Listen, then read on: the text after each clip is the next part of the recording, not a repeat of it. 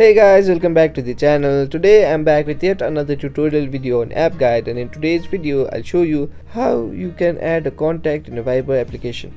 So you use a Viber application to message your friends and families. Now you want to add a new friend or new family member to your Viber application, but you can't figure out how you can do it. Watch this video till the end. I'll show you some simple steps in order to add a contact in a Viber application. It's a very simple process, you'll do it in no time. So the first thing you want to do in order to add a contact to a Viber application is open the Viber application.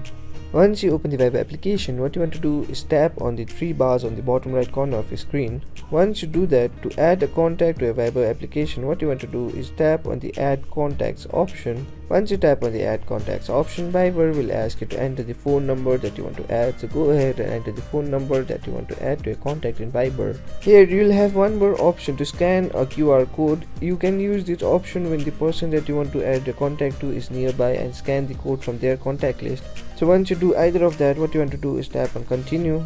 Once you tap on the continue button, what will happen is Viber will scan the number that you've entered and find if the person is in Viber or not. If the person is using Viber, you will automatically see the name and a picture as a caller ID. If that does not happen, that means the contact that you've entered is not in Viber.